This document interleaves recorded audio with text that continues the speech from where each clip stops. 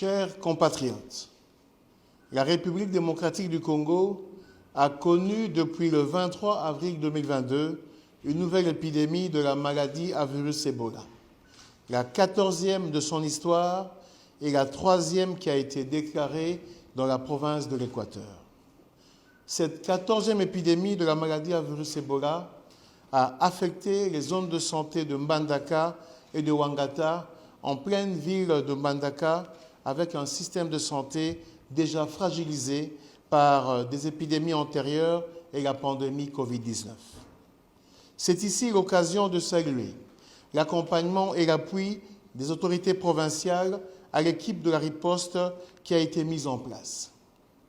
La mobilité de la population de Mbandaka vers les zones de santé voisines, Bikoro, Lilanga, Bobangui, Bolomba, et les provinces voisines, la Chuapa, Mongala, Sud-Bangui et le Maïndombe, ainsi que le pays voisin, la République du Congo et la République centrafricaine, a exigé des équipes de riposte un degré de professionnalisme très pointillé en vue de contenir l'épidémie dans les limites de zones de santé de la ville de Mbandaka, j'ai cité Bolenge, Mbandaka et Wangata.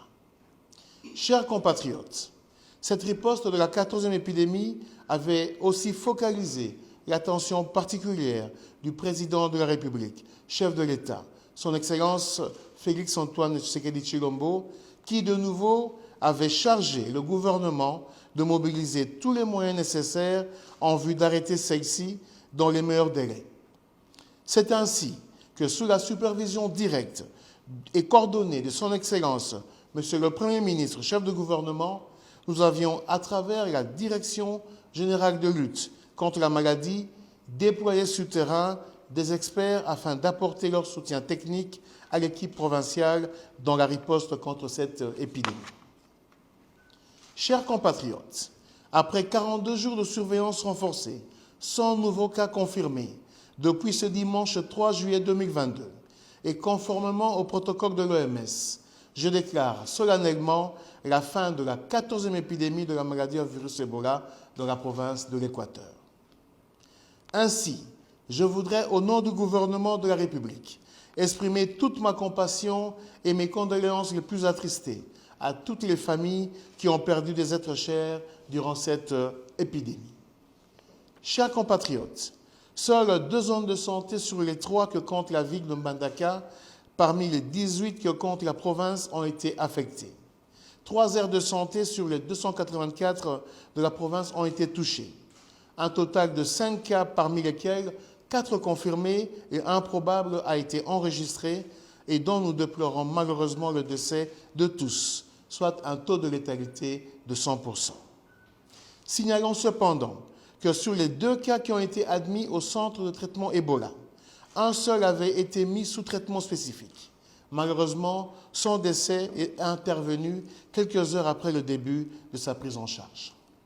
Nous regrettons la disparition de tous les cas confirmés au moment où le pays dispose non seulement de l'expertise technique, mais aussi des vaccins et des médicaments contre la maladie à virus Ebola. Cette résurgence a eu d'autres particularités, à savoir le cluster de personnes affectées étaient non vaccinées au cours des épidémies antérieures, mais aussi 40% des personnes affectées étaient des enfants.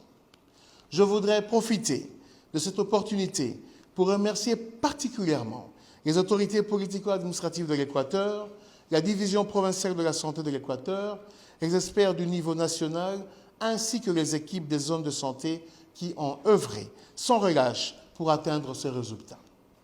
Aussi, je salue l'engagement des différentes communautés des zones de santé de Mbandaka, Wangata et Bolenge, ainsi que la collaboration de la population locale avec les équipes de riposte lors de cette épidémie.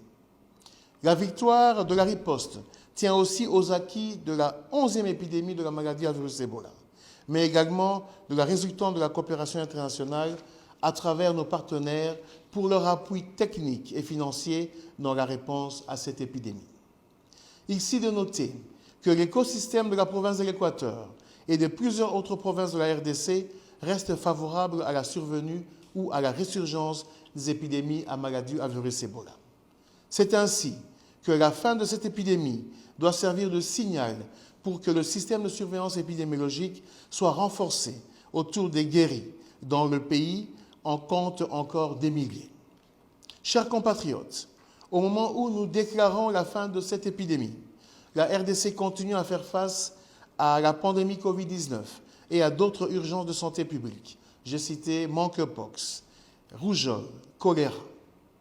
Pour vaincre ces fléaux, les communautés sont invitées à s'engager aux côtés des personnels de santé, des leaders politiques et religieux. Nous rassurons la population de l'Équateur et les provinces voisines que les activités de résilience que nous avons lancées récemment vont se poursuivre afin de renforcer le système de santé dans cette partie du pays.